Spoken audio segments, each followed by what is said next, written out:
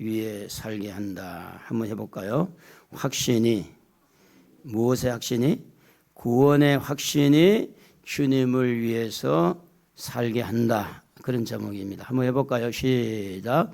구원의 확신이 주님을 위해 살게 한다. 구원의 확신이 너무 중요하다는 겁니다. 우리는 지난 한 2주간 동안 우리는 연약하다는 이 말씀을 함께 살펴봤습니다. 이 사진을 한번 보게 되면 화마가 쓸고 간 이 현장을 보게 될 텐데, 인간의 연약함이 물, 불 이런 화재를 통해서 얼마나 연약한 걸 발견하게 됩니다. 이번에 세미나를 받는 중에 강릉의 불탄 곳에 잠시 들렸습니다. 이 도로가에 있는 집이고 산하고는 조금 떨어졌음에도 불구하고 완전히 그냥, 그러니까 이게 뭐 산하고 떨어진 거 소용이 없더라고. 보니까 이 들판 가운데 있는데도 다 타버렸어요. 이 불씨가 얼마나 많이 날려와가지고. 그래서 저렇게 완전히 그냥 타버리고. 다음 것도 한번 볼까요? 다음 사진도 보면 이 불탄 모습들을 보게 되는데, 다음 쪽으로 한번 넘겨보세요. 넘어가나요? 그 다음에도 한번 보고요. 계속 한번 넘겨봐봐요. 이렇습니다. 지금은 들판 가운데 정도 되는데 산하고 완전 거리가 멀어요. 그리고 이제 됐습니다. 자, 이 화마가 쓸고 가는 이런 자리를 가보니까 정말로 인간의 힘이 얼마나 무기력하고 연약하다는 다시 한번 깨닫게 되었습니다. 사실 우리가 연약하다고 하는 것은 사람 앞에 연약하는 게 아니고 하나님 앞에 약하다는 겁니다. 사람은 그냥 대동소이하죠. 뭐 도토리 키재기라고 그러잖아요. 뭐 내가 약하면 그도 약하고, 내가 강하면 그도 강하고, 사람은 크게 두려울 것이 아닌데, 하나님 앞에 약하다는 것은 무슨 이야기인가 하면은 하나님이 나에게 주시는 축복을 담을 그릇을 만든다는 겁니다. 하나님은 우리로 하여금 뭔가를 주고 싶은데 우리가 너무 교만에 쌓여 있어가지고 너무 거만하고 너무 자만하면 하나님이 거기에 복을 주지를 않죠. 그런데 하나님, 저는 약합니다. 연약합니다. 모자랍니다. 하나님 앞에 자기 자신을 최선을 낮추어서 하나님 앞에 자기의 약함을 내놓게 되면 하나님이 거기에다가 뭔가를 담아주시는데, 우리가 이렇게 연약하다고 이렇게 하나님 앞에 고백하는 순간 하나님은 거기에 하나님이 우리에게 필요한 은혜를 담아 주신다는 겁니다. 그래서 대부분 은혜를 받는 사람들은 자기가 약한 걸 알아요. 대부분 은혜를 받지 못한 사람은 자기가 대단한 줄 알아요. 그래서 여기에 차이가 있는 겁니다. 자기가 대단하고 내가 이래봐도 내가 누군데, 나는 얼마나 가졌고, 나는 얼마나 똑똑하고, 나는 이래봐도 젊음에 힘이 있는데, 여기에는 하나님의 은혜를 찾아볼 수가 없지만, 나는 가진 것도 없고 배운 것도 없고 나는 정말 하나님 앞에 부족한 것밖에 없다라고 하나님 앞에 이렇게 내어놓을 때 하나님은 거기에 필요에 따라서 은혜를 거기에다 담아주신다는 겁니다. 특별히 우리는 이 땅에 사는 동안에 제 문제에 대해서 참 연약합니다. 돈을 버는데도 어떤 면에 보면 연약함이 있지만, 그래도 열심히 직장에 가서 일을 하면은 한 달 월급 나오잖아요. 그죠? 관계가 들어도 출근하고 뭐 이렇게 해서 어떻게 하든지 월급이 나오니까. 근데 죄 문제에 대해서는 돈이 있는 사람도 돈이 없는 사람도 이 죄를 짓는 것은 이렇게 우리가 자신을 돌아보면서 이게 아닌데, 이런 마음 먹으면 아닌데, 이런 생각하면 안 되는데, 내가 이런 말을 하면 안 되는데 하면서도 말하고 성질 부리고 욕심 부리고 이렇게 하는 이 죄에 대해서 연약함이 오늘 우리에게 있는데, 우리는 그래서 죄를 짓고 살아요. 죄를 안 지어야 되는 죄를 짓고 살잖아요. 그래서 여기에서 우리는 연약하다는 것을 깨닫게 되어지고, 그 연약함을 뭘 고백하게 만드느냐면 우리 한번 다 같이 한번 해봅시다. 하나님, 저는 죄인입니다. 이런 고백을 아무나 할 수 있을까요? 아무나 할 수 없는 겁니다. 하나님 앞에 내가 죄를 지은 것에 대해서 인지하고 깨닫고 이 죄는 나쁘다는 것을 알고 하나님 내가 죄를 지었습니다 라고 자기의 연약함을 내어놓을 때 그 연약한 그릇에다가 하나님이 은혜를 베풀 때에 그 은혜는 어떤 은혜가 임하느냐면 요한일서 1장 9절에 보면 이렇게 기록이 되어 있는데요. 만일 우리가 우리 죄를 자백하면 그는 미쁘시고 의로우사 우리 죄를 사하시며 모든 불의에 우리의 모든 불의에서 깨끗하게 해 주신다. 우리 하나님이 주신 은혜는 그런 겁니다. 내가 약합니다. 또 실수했네요. 또 이렇게 잘못했습니다 하고 하나님 앞에 내 연약한 죄 문제를 드러낼 때 그 죄 문제를 고백하는 그 순간에 모든 죄에서 깨끗하게 하고 불의에서 깨끗하게 해주시는 이 은혜를 그 연약한 그릇에다가 채워주신다고 하는 겁니다. 그래서 이것을 우리는 하나님의 은혜라고 말을 하는 겁니다. 왜냐하면 내가 죄를 지었는데 그분이 나를 용서해 주니까 내가 은혜를 받는 겁니다. 그래서 우리가 잘 아는 대로 탕자의 이야기를 잠깐 우리가 생각해 보게 되는데 둘째 아들로 태어났습니다. 이 탕자는 대부분 보면 둘째가 좀 욕심도 좀 있는 편이고 어떻게 하든지 자기 몫을 가지려고 하는 그런 우리가 살면서 경험을 하잖아요. 근데 이 탕자도 둘째 아들로 태어나서 가만히 계산을 했을 거예요. 이대로 있다가 장남한테 다 뺏길 수 있으니 내가 빨리 달라고 해야 되겠다. 그래서 재산을 자기에게 돌아오는 이 분깃을 아버지로부터 받아가지고 먼 나라에 가서 그냥 허랑방탕하게 생활하면서 모든 재산, 모든 재물을 거기에 다 탕진을 하고 그리고 난 다음에 그는 남의 집에 일을 하러 들어갑니다. 그 일을 하러 들어갔는데 돼지를 키우는 그 농가에서 돼지가 먹는 쥐염 열매를 먹으면서 딱 한 가지를 깨닫게 됩니다. 뭘 깨닫게 되느냐 하면 내가 참 연약하구나. 내가 지금 할 수 있는 게 하나도 없구나. 그래서 그는 깨달으면서 내가 돈 가지고 뭔가 먼 나라에 가서 열심히 해가지고 많은 부를 창취하고 잘 살 줄 알고 내가 대단한 줄 알았는데 실제로 다 재산을 낭비하고 난 다음에 깨닫는 것이 뭐였는가 하면 내가 너무 연약하다는 겁니다. 그때 그가 고백하고 결심하기를 뭐라고 그러냐면 누가복음 15장 19절에 보면 지금부터는 아버지의 아들이라 일컬음을 감당하지 못하겠나이다. 나를 품꾼의 하나로 보소서 하리라. 이렇게 그는 결심을 합니다. 아버지의 아들이 아니라 아버지 집에는 품꾼이 많으니까 나는 일꾼으로 하나 써달라고 자기를 최선을 다해서 낮추는 겁니다. 여러분 하나님 앞에 연약하다는 것은 자기를 낮추는 겁니다. 내가 연약할수록 하나님 앞에 나는 아무것도 아닙니다 하고 최선을 해서 다해서 낮추는 거예요. 그 낮출 때에 이제 그는 용기가 생기는 겁니다. 내가 아들로 갈 때는 부끄러워서 갈 수 없는데 내가 그 집에 가서 아버지 집에 가서 이제는 내가 아들이 아니라 나는 품꾼 하나 써주세요 하고 이렇게 내가 아버지에 가서 밥이라도 얻어 먹어야 되겠다. 자기의 자존심을 다 내려놓고 자기의 어떤 교만을 내려놓고 낮은 자리에 가니까 아버지 앞에 갈 수 있는 희망이 생기고 갈 용기가 생긴 겁니다. 그런데 갔더니 아버지는 끌어안고 목을 어금 맞고 이렇게 입을 맞추면서 너무너무 환영합니다.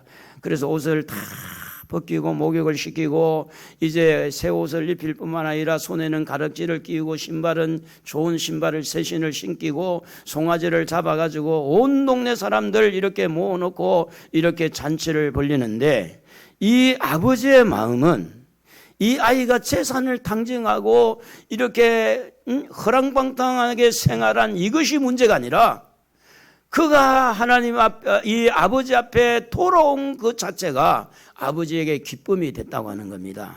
오늘 사랑하는 성도 여러분, 우리들에게도 아버지가 있습니다. 육신의 아버지가 있어요. 영적인 창조의 아버지가 있어요. 오늘 우리가 연약할 때마다 육신의 아버지에게도 가서 도움을 받지만은 우리가 영원한 영적인 아버지, 우주 만물의 창조자 아버지에게 오늘 이렇게 와서 예배드리는 것은 그분의 도움을 받는 겁니다. 그러므로 사랑하는 성도 여러분, 오늘 우리는 연약할 때에 내가 참 부족하다는 깨달을 뿐만 아니라 나의 연약함을 채워주실 전능하신 하나님이 생각나는 것이 복입니다. 그리고 그 하나님 앞에 부족하지만 연약하지만 허물이 있지만은 그 하나님 앞에 내가 이제는 아들이라 칭함을 안 받더라도 품꾼의 하나로 써주세요 하고 이렇게 찾아가는 그 용기는 하나님의 은혜입니다. 사람이요, 너무 자기를 믿고 너무 자기의 자존심을 내세우게 되면 대부분 보면 이런 사람들이 그냥 물속에 빠지든지 높은 데 떨어지든지 하면서 죽음의 길을 선택하는 경우가 많습니다. 나는 이래가지고 왜 살아야 되나? 살 필요가 없다. 나는 죽어야 되고 나는 지옥불에 떨어져야 되고 나는 망해야 되고 나는 죽어 없어져야 되니까 내가 살면 안 된다. 여러분, 그러나 부모의 심정을 가지고 한번 생각해 보세요. 그 둘째 아들이 나가서 재산을 탕진했다고 죽어버리면 그 아버지의 마음에 얼마나 못질을 하는 게 아닐까요?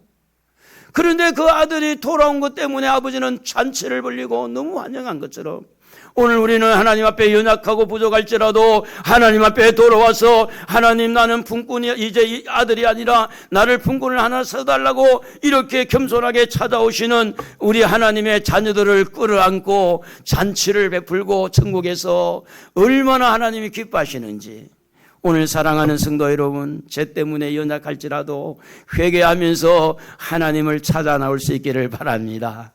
할렐루야.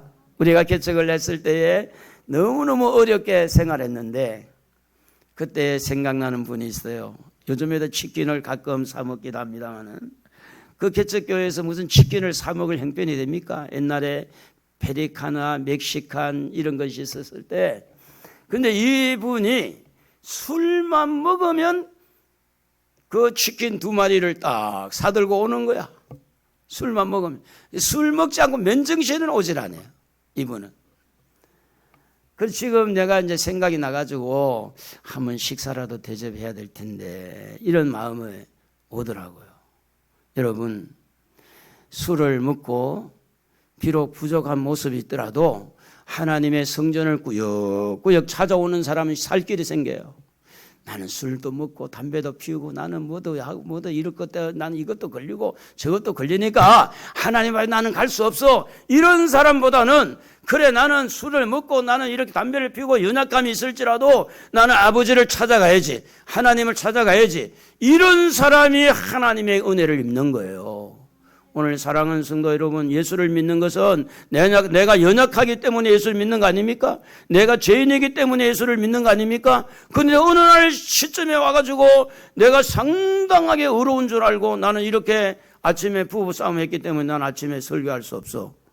그래야 돼요, 안 그래야 돼요? 오늘 아침에 우리 아내하고 부부 싸움을 했으니까 나는 예배를 드릴 수도 없고 자격도 안 되고 설교할 자격도 안 되고, 이게 우리 인간입니까? 그러면 그럴수록 주여 저는 이런 인간입니다. 이런 부족한 자입니다. 그래서 나의 죄를 용서해 주시옵소서. 회개하는 마음으로 설교해야지. 그렇다고 오늘 아침에 부부싸움 한 거 아닙니다. 오해하지 마시고. 사랑하는 성도 여러분, 이런 우리에게 이 둘째 아들이 하는 고백처럼 우리도 그런 고백을 하고 살았으면 좋겠습니다. 자, 여러분 다시 한번 누가복음 15장 18절을 한번 같이 읽어볼까요? 누가복음 15장 18절. 내가 일어나 아버지께로 가서 이르기를, 아버지, 내가 하늘과 아버지께 죄를 지었사오니. 하늘과 아버지께, 하나님에게도 죄를 짓고 아버지께도 죄를 지었다. 우리말로 말하면 사람 앞에도 죄를 지었고 하나님 앞에도 죄를 지었습니다. 자, 우리에게는요, 육신의 아버지, 영적인 아버지 있으니까 얼마나 감사해요. 할렐루야. 아버지가 있다는 것은요, 자녀들의 큰 복이잖아요. 아버지가 열심히 돈 벌어가지고 뭐합니까? 자식들을 잘해주려고 하는 거지, 교육시키고. 그 외에 뭐 딴 생각 있나요?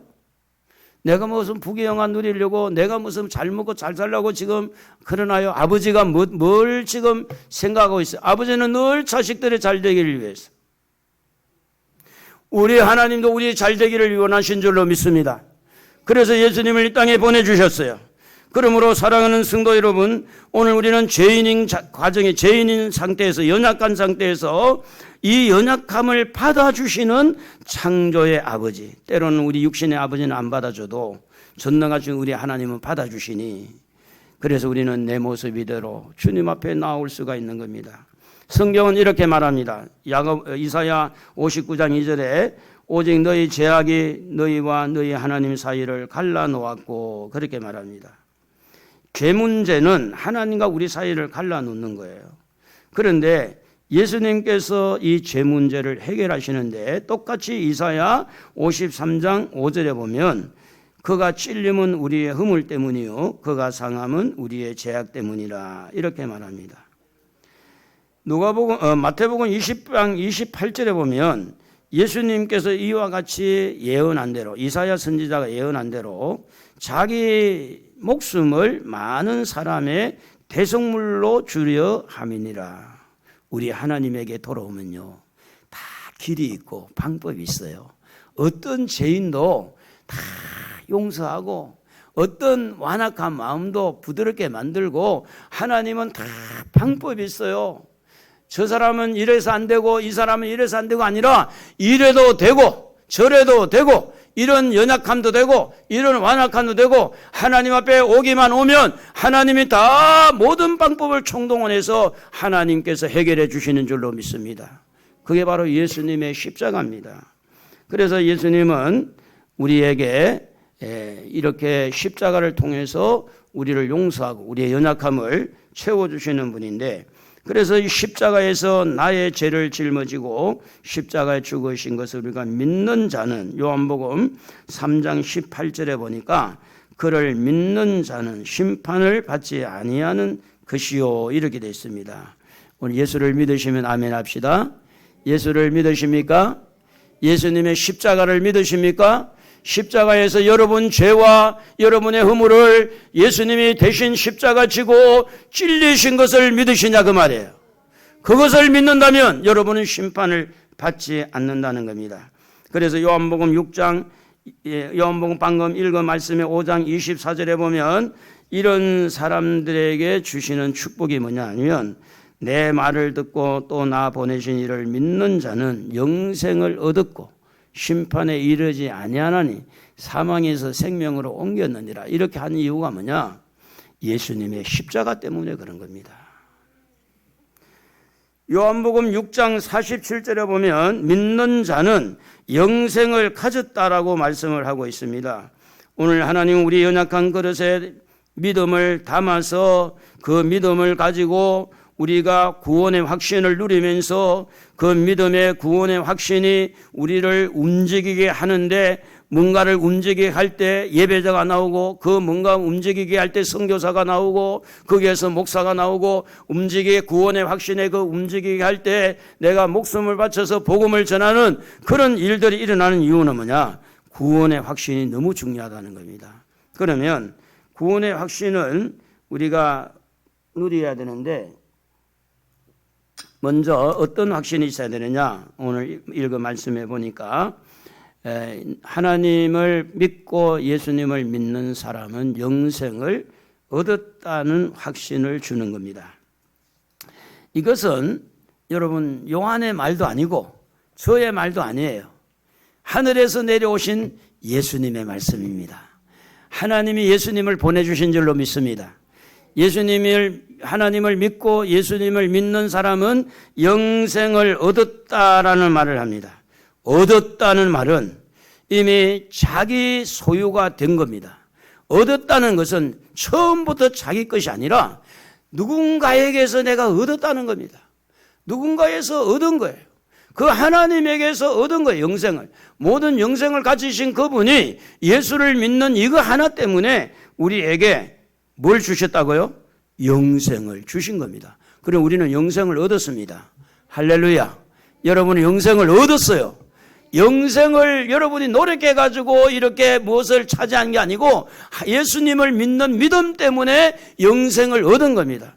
그래서 우리는 예수님을 믿음으로 이렇게 영생을 얻었고 이렇게 하나님의 자녀가 됐다는 이 확신을 가질 때에 우리가 지금 뭔가를 움직이게 하는 거. 그러면 여러분의 생각이나 저의 생각이 있습니다. 그래서 생각을 따라가면요, 그 생각이 그 사람을 책임져야 돼요. 책임질 수 있습니까? 여러분 생각이 아무리 좋은 생각일지라도 여러분 생각 따라가면 그 영생이 여러분 생각대로 영생이 생기겠어요? 생각 따라가면 생각이 책임져야 돼요. 그러므로 여러분 생각이 아무리 좋은 뜻할지라도 그 생각 따라가면 그 생각이 여러분을 책임진다는 것은 여러분이 여러분을 책임져야 된다는 거예요. 우리의 미래는 내가 나를 책임지는 게 아니고 하나님이 책임져야 될 줄로 믿습니다. 할렐루야. 그러므로 여러분 생각 따라가지 마시고 말씀 따라가시기를 바랍니다. 여러분 가지고 있는 지식을 따라가면 그 지식이 여러분을 보장해 줘야 됩니다. 영생이라는 단어를 놓고 보세요. 여러분이 이렇게 하면 영생을 얻고 저렇게 하면 영생을 얻고 그 지식 따라가지고 이렇게 나아갈 때는 지식이 책임을 져야 되는데 사도 바울은 그 지식이 책임을 질 수 없다고 그렇게 고백합니다. 오직 예수님의 십자가만 우리에게 영생을 줄 수 있다고 말을 하고 있습니다. 우리의 경험을 따라가면 경험이 책임을 져야 됩니다. 우리가 그렇게 좋아하고 있는 돈을 따라가면 돈이 우리를 책임져야 돼요. 그럼 우리 알고 있잖아요. 돈이 나를 책임질 수 없다는 거, 나의 건강을, 나의 죽음을, 나의 늙어짐을, 나에게 주어지는 영생을 내가 가지고 있는 경험이 나를 책임지는 게 아니고 내가 벌고 있는 이 돈이 나를 책임지는 것이 아니라 오늘 우리가 믿는 예수가 책임지는 줄로 믿습니다. 할렐루야. 그러므로 여러분 말씀을 따라가야 돼요. 말씀을 따라가면 말씀이 책임을 지는 겁니다. 예수님을 따라가면 예수님이 책임을 지는 거예요. 믿음을 따라가면 믿음이 책임을 지는 거고 성령을 따라가면 성령이 책임을 지는 겁니다. 왜 그렇게 따라가야 되느냐? 우리는 연약하기 때문에 그렇습니다. 우리가 대단한 것 같아도 그렇지 않습니다. 제가 이제 나이가 이제 조금 들어가니까 이렇게 이제 여기에 보면 이게 머리가 좀 빠진 게 보이죠? 그죠? 예. 이제 연세가 더 많을수록 이제 많은 분은 더 많이 빠지는데, 그래서 이제 뭘 바르면 머리가 난다. 참 그게 신뢰하기가 참 어려워요. 예. 그래서 이제 정치인들 보면 돈 있는 사람들, 머리 벗은 사람도 많고, 교회도 큰 교회 목사님들도 머리가 벗은 사람이 많습니다. 여러분, 어떤 세상에 약이나 어떤 좋은 것이 있다 해도 늙어가는 걸 누가 막을 수 있어요? 늙어가는 걸. 늙으면 머리가 빠지는 거지. 당연한 거 아니에요? 무슨 해춘했다고 해서 사람이 20대로 돌아오지는 못한 거거든요. 그러므로 우리는 늙어가는 것도 우리의 연약함이라는 것이고 죄를 짓는 것도 우리의 연약함인 것인데, 이런 연약한 자들이 이제는 예수를 믿었으니 예수님 따라갑시다. 말씀을 믿으니 말씀 따라갑시다.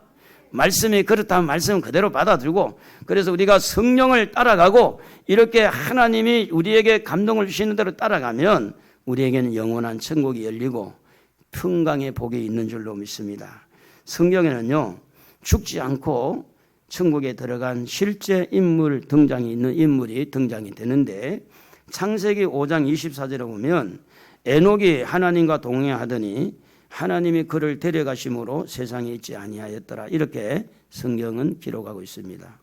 열왕기하 2장 11절에 보면 두 사람이 길을 가며 말하더니 불수레와 불말들이 두 사람을 갈라놓고 엘리야가 해오리의 바람으로 하늘로 올라가더라. 이렇게 기록되어 있어요. 영생에 대해서 말씀하는 겁니다. 사도행전 1장 9절에 보면 이 말씀을 마치시고 그들이 보는데 올려져 가시니 구름이 그를 가리어 보이지 않게 하더라. 이 예수님을 말하는 거죠. 에녹이 죽지 않고 올라갔어요. 영원히 영생을 얻은 거죠. 엘리야가 올라갔어요. 예수님도 구름 속으로 올라갔어요. 또 이제 데살로니가전서 4장 17절에 보면 우리 살아남은 자들도 그들과 함께 구름 속으로 끌어올려 공중에서 주를 영접하게 하시리니 그리하여 우리가 항상 주와 함께 있으리라. 우리도 영생을 얻기 위해서 예수님 재림하면 돌려 구름 속에 주님을 영접하게 되니까 여러분 우리에게 영생이 있음을 확신을 가져야 됩니다. 우리는 영원히 삽니다. 영생이 있어요. 여러분 생각을 믿지 말라는 거예요. 경험을 믿지 말라는 거예요. 세상의 어떤 지식을 믿지 말고 하나님의 말씀을 믿고 예수님을 믿고 성령을 믿으면 그 믿음대로 영생이 보장이 된다는 거예요. 영생이. 그리고 두 번째는 무엇이 확신이 있느냐, 어떤 확신이 있느냐, 심판에 이르지 않는다 그랬습니다. 자, 하나님이 예수님을 보내주신 것을 믿고 또 예수님을 믿는 사람은 영생이 있고 영생을 얻었고 심판에 이르지 아니하나니 사망에서 생명으로 옮겼다 그랬는데 심판이라는 것은 굉장히 무서운 거 아닙니까? 심판받는 거. 요즘에도 여러분 경찰서에 한번 가보세요. 그렇게 기분이 좋은 거 아닙니다. 법원에 또 재판한 데 가보세요. 그렇게 기분이 안 좋은 거예요. 하나님의 심판을 누가 피해 가겠어요? 오직 하나님의 심판을 피해 갈 수 있는 사람은 예수 믿는 사람, 영생을 얻은 사람. 그래서 이런 예수를 믿는 사람은 하나님의 심판을 면하게 되어지는데 한편 강도가 죽어가면서 예수님 당신의 나라에 들어갈 때 나를 좀 생각해 달라고 할 때 한편 강도가 예수를 믿었거든요. 그 예수를 믿은 것 때문에 지금까지 어떻게 살았는가 그게 중요한 게 아니고 지금 이 순간에 예수를 믿고 그는 심판받지 않고 천국으로 낙원 천국으로 간 거죠. 그러므로 사랑하는 성도 여러분, 예수를 믿는 것은 복입니다. 예수를 믿는 것이 최고 잘한 겁니다. 세상에서 제일 잘한 게 뭐 집 사고 자동차 사고 논 사고 밭 사고가 아니라 세상에서 가장 잘한 것은 예수 믿는 것이다. 동의하십니까? 동의하십니까? 예수 믿는 것 최고 잘했다고 하는 사람은 두 손 들고 할렐루야 해봅시다. 할렐루야. 그렇게 믿으셔야 돼요. 어떤 경우보다는 예수 믿는 거 잘했다. 예수 믿는 거. 그래서 한편 강도가 심판을 면하고 낙원 천국에 간 것처럼 심판은 누가 받았느냐? 예수님이 받은 거예요. 정죄는 누가 받았느냐? 예수님이 받은 거예요. 왜냐하면 예수님은 예수님 자신을 위해서 심판받은 게 아니고 예수님 자신을 위해서 하나님에게 정죄를 받는 게 아니라 예수를 믿고 또 앞으로 믿어야 될 모든 사람의 죄를 다 포함해서 예수님에게 묻는 겁니다. 지금 예수를 믿는 자의 모든 죄를 예수님에게 묻는 거예요. 예수님에게 심판을 하는 거예요.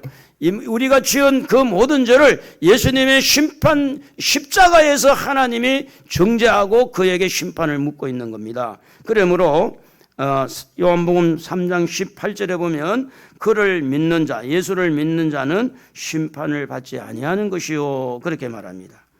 여러분, 예수를 믿는 것은요 하나님의 심판을 면한다는 확신을 가져야 돼요. 내가 영생을 얻는 확신뿐 아니라 앞으로 하나님에게 난 심판받지 않는다는 확신을 가질 때 뭔가 내가 좋은 쪽으로 움직인다는 거죠. 계시록 20장 13절에 보면 바다가 그 가운데서 죽은 자들을 내주고 이렇게 됐어요. 사망과 음부도 그 가운데 죽은 자들을 내주고 각 사람이 자기 행위대로 심판을 받고 부활을 한 다음에 심판을 받게 되는데 이 심판을 신보자, 백보자 심판이라고 말을 합니다. 지금 사람이 죽으면 일단은 낙원 천국에 영혼이 가고요. 그리고 음부의 지옥에 그 영혼이 가요. 거기에도 불이 있는 곳이니까. 근데 여기에서 끝난 게 아니고 예수님이 재림할 때 바다에서 죽은 사람은 바다에서 육체를 내놓게 되고 산에서 죽은 사람은 산에서 내놓고 강에서 죽은 사람 강에서 다 자기 육체를 내놔서 낙원에 있는 영혼과 음부에 있는 그 영혼과 다시 결합을 해서 하나님의 핀보자 심판대에 서게 되는데 오늘 여러분과 저는 예수를 믿기 때문에 예수님 때문에 예수님이 심판받은 것 때문에 예수님이 벌받은 것 때문에 하나님이 우리를 심판한 것은 지옥의 심판을 하지 아니하고 은혜 받은 것을 가지고 얼마나 봉사했느냐, 은혜 받은 가지고 얼마나 헌신했느냐에 따라서 하나님 우리에게 상급 주시려고, 상급의 심판은 있을지라도 지옥 형벌에 들어가도록 하는 심판을 안 한다고 말입니다. 누구 때문에? 여러분이 믿는 예수 때문에. 그러니 예수를 믿어야 되겠어요? 안 믿어야 되겠어요? 믿어야지. 이렇게 예수를 믿는 사람은 지옥의 형벌을 면하게 되는데, 그래서 믿는 자에게 주어진 이 축복은요, 심판을 면하게 하는 축복인데, 그러므로 여러분 어떻게 하든지 말로만 예수 믿지 말고 진짜 예수 믿으세요.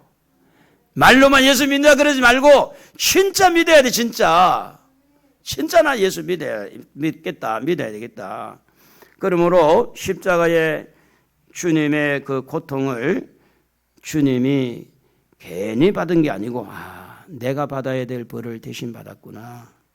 그래서 찬송가 144장에 보면 예수 나를 위하여 십자가를 질 때 나의 죄를 지시고 고초당하셨네. 나의 죄를 지고 나 때문에 죽으셨네. 내가 죽어야 될 자리에 주님이 대신 죽으셨네. 내가 심판받고 내가 벌받을 그 자리에 주님이 나를 대신했구나. 그래서 그 주님의 고통이 남의 고통이 아니라 내 고통 때문에 대신 저렇게 고통당했으니 고맙죠. 감사하죠. 그래서 우리는 이 찬양을 부르면서 많이 눈물을 흘릴 수밖에 없는 것은 내가 믿는 그분이 나 때문에 십자가에 죽었으니까. 우리 한번 불러볼까요? 예수 나를 1절을 한번 불러보시죠. 그 의미를 생각하면서 예수 나를 위하여 십자가를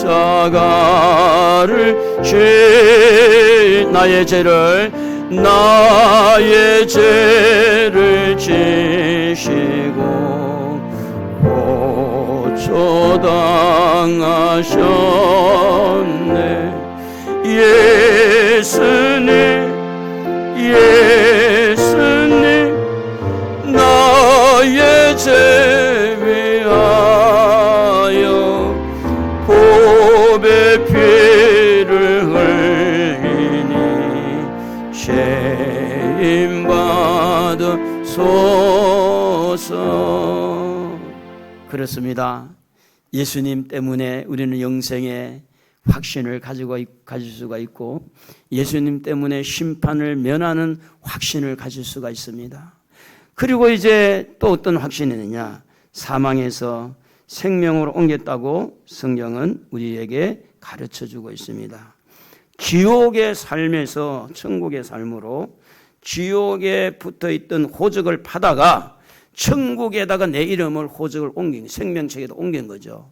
마침 신부가 딴딴딴딴 아주 결혼을 했는데, 여전히 결혼한 이 신부의 집은 어디예요? 자기 집은 어디예요? 친정이라 아직은. 친정. 그 뭐 말만 하면 친정 이야기, 친정이 우리 집이라고. 근데 어느 날 친정에 아버지 밑에 있는 호적을 파다가 이제 신랑 이름 밑에다 갖다가 넣어요. 약간 서툴고 아직은 마음이 와닿지 않지만 이제 부부가 하나가 되어서 호적을 친정에 파다가 이제 남편 이름 밑에다가 실었어요. 그러면 이 신부의 집은 친정이 자기 집입니까? 남편 집이 자기 집입니까? 남편 집이 자기 집이겠죠? 오늘 여러분 지옥의 호적을 받아가 여러분의 이름을 천국에다가 생명책에다 이름을 실었으니 여러분의 집은 지옥입니까? 천국입니까? 여러분의 집은 천국입니다.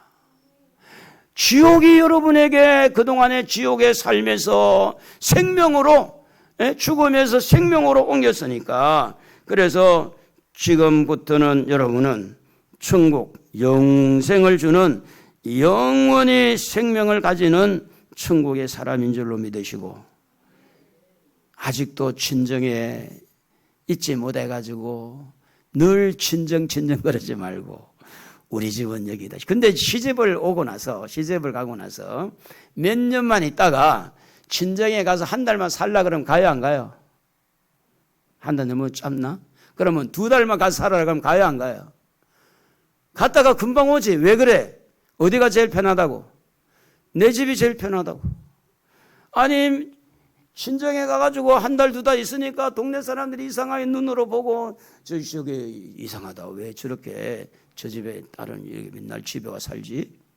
뭐 애 놓고 가는 게 아니고, 그래서 자기 집이 편한 거예요. 여러분, 교회는 여러분의 집입니다. 천국은 여러분의 집이에요. 죽음에서 생명으로 우리 옮겼으니까 죽는 생각하지 말고 이제는 영원히 살 생각을 하시는 여러분 되시기를 주의 이름으로 축복합니다. 그러므로 죽음의 공포에서 천국의 소망으로 생각을 바꾸는 겁니다. 생각 속에 머물고 있는 사망에서 믿음의 생명으로 생각을 자꾸 바꾸는 거예요. 그래서 지금 현실을 우리가 뭘로 보느냐? 믿음으로 보는 거예요. 현실을 현실로 보면 믿음이 그게 들어갈 필요가 없지만, 현실을 믿음으로 볼 때 정말로 현실은 지옥 같은데 앞으로 하나님께서 천국으로 바꿔줄 것이고 좋은 환경으로 바꿔주실 것을 믿을 때, 여러분, 꿈꾸는 자 알죠? 꿈꾸는 자, 꿈을 꾸는 자. 우리는 영원한 천국에 들어갈 사람, 영원의 영생을 얻을 사람, 영광을 하나님 앞에 돌릴 사람이니까. 그래서 이런 이 3가지, 영생을 얻었고 심판에 이르지 아니하고 사망에서 생명으로 옮겨진 확신을 갖게 되면 뭔가 이제 우리가 움직이게 되는데요. 어떻게 움직이느냐? 이 구원의 확신은 우리를 억지가 아니고 인색하름이 아니라 자원하는 마음으로 뭔가를 움직이는데, 이때에 예배자로 움직이는 것을 하나님이 기뻐해요. 예배자로 자원하는 마음으로 예배하는 사람, 그 예배자를 찾으십니다. 그래서 예배를 드리고자 하는 그 마음뿐 아니라 실제 예배 드리는 예배자의 행동으로 움직이게 하는 것은, 그것은 하나님이 영광을 받으신다는 겁니다. 예배를 드려서 구원받는 게 아니고 구원받아서 예배가 되는 거죠. 구원받은 자로서 예배를, 확신하는 자로 예배를 드리고, 그때부터 예배를 드리는데 말씀이 귀에 들어오는 거예요. 하나님이 귀를 열어준 거지.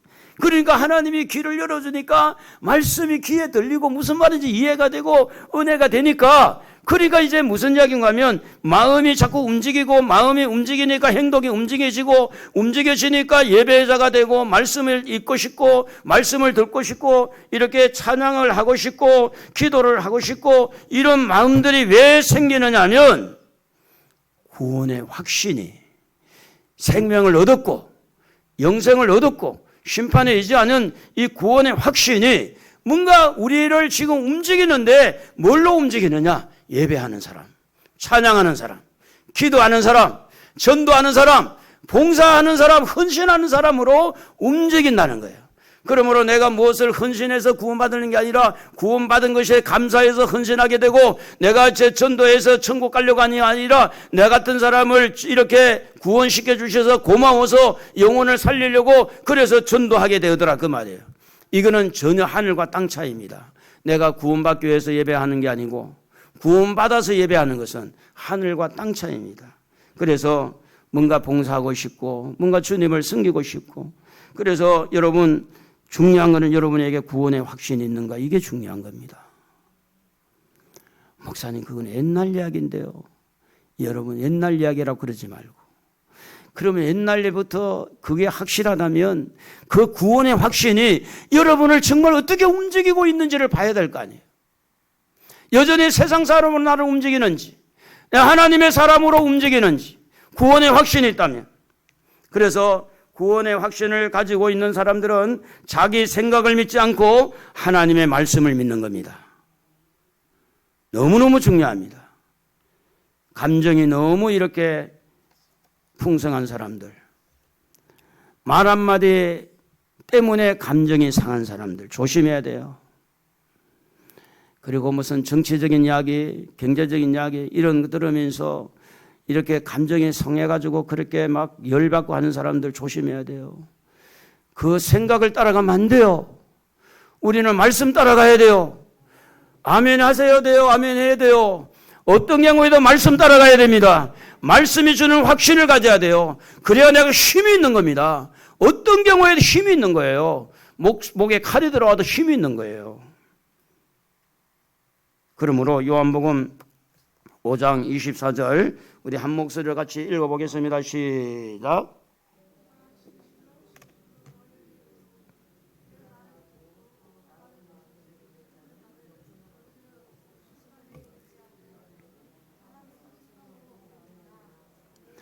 여러분이 드리는 예배, 여러분이 드리는 헌금, 여러분이 드리는 이 시간, 여러분이 드리는 그 모든 것들이 구원의 확신에서 시작했으면 좋겠어요. 구원받은 것에 대해서 너무 고마워서 감사해서 예배자로 헌금을 하고 봉사를 하고 전도하고 헌신하는 자가 되면 그게 상급으로 다 모아지겠지만 이렇게 안 하면 구원을 못 받을 것 같아가지고 하는 것은 아직도 구원의 확신이 없는 겁니다. 이런 사람들에게서 나오는 말들이 원망이고 불평이고 무슨 은혜가 안 되고 뭐가 안 되고 뭐 온갖 것들이 나오게 될 때 결국은 그 사람의 입에서 나오는 그 모든 것들이 자기 생각에서 나온 거죠. 말씀에서 나온 게 아니잖아요.